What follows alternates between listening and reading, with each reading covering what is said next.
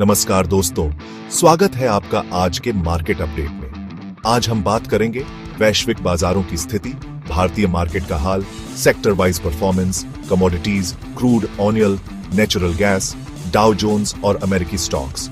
और आखिर में बताएंगे कि सोमवार को यानी 15 सितंबर 2025 को बाजार की क्या संभावनाएं बन सकती हैं। ग्लोबल मार्केट अपडेट, वैश्विक बाजार। सबसे पहले नजर डालते हैं अमेरिका पर। डाउ जोन्स इंडस्ट्रियल एवरेज ने इतिहास रच दिया है और पहली बार 40,000 अंकों के पार बंद हुआ है। S&P 500 और नास्डैक भी नए रिकॉर्ड हाई पर हैं। मुख्य वजह है अमेरिका में महंगाई CPI अगस्त में 2.9% पर रही, कोर CPI पे 3%। प्रोड्यूसर प्राइस इंडेक्स धीमा हुआ है, यानी महंगाई का दबाव थोड़ा घट रहा है। निवेशक अब उम्मीद कर रहे हैं कि फेडरल रिजर्व जल्द ही ब्याज दरों में कटौती करेगा। स्टॉक्स पर नजर डालें तो ऑरेकल ने क्लाउड और AI डील्स की वजह से 36% एक ही दिन में उछाल मारी। एनवीडिया AI और डेटा सेंटर्स की मांग से लगातार ऊपर जा रहा है। टेस्ला में 12% साप्ताहिक बढ़त Q3 डिलीवरी की उम्मीद पर। वहीं एप्पल iPhone 17 लॉन्च पर उम्मीद से कम रिस्पॉन्स मिलने की वजह से दबाव में रहा। इससे साफ है कि ग्लोबल मार्केट में फिलहाल EE और टेक्नोलॉजी सेक्टर का दबदबा है। इंडियन मार्केट अपडेट, भारतीय बाजार। भारतीय बाजार पिछले हफ्ते थोड़े दबाव में रहे। निफ्टी 50 अवधि 2514 और सेंसेक्स 900 पर टिके रहे। ऑन्टो और मेटल सेक्टर में मजबूती आई, लेकिन FMCG पर दबाव बना रहा।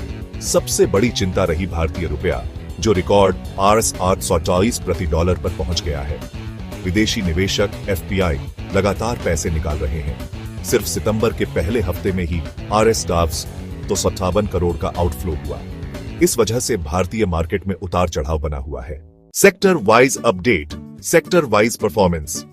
ऑटो सेक्टर सरकार ने छोटी कारों पर GST कम किया, जिससे मारुति सुजुकी और महिंद्रा एंड महिंद्रा जैसे स्टॉक्स को सीधा फायदा हुआ। मारुति ने कहा है कि स्मॉल कार सेगमेंट में 10% अतिरिक्त ग्रोथ की उम्मीद है। बैंकिंग सेक्टर ICICI बैंक और SBI जैसे बड़े बैंक मजबूत दिखे। PSU बैंकों का FY 25 में रिकॉर्ड प्रॉफिट रहा।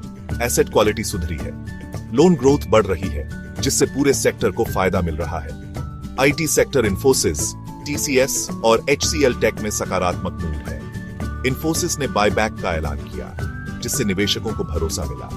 AI और क्लाउड डील्स IT सेक्टर को मजबूत कर रही है। फार्मा सेक्टर सिप्ला और सन फार्मा जैसे स्टॉक्स अच्छा प्रदर्शन कर रहे हैं, लेकिन प्राइस कंट्रोल और API इंपोर्ट कॉस्ट चिंता का विषय है। मेटल एंड इंफ्रास्ट्रक्चर, कॉपर और एल्यूमिनियम जैसे धातुओं की मांग EVs और इंफ्रास्ट्रक्चर की वजह से लगातार बढ़ रही है। MCX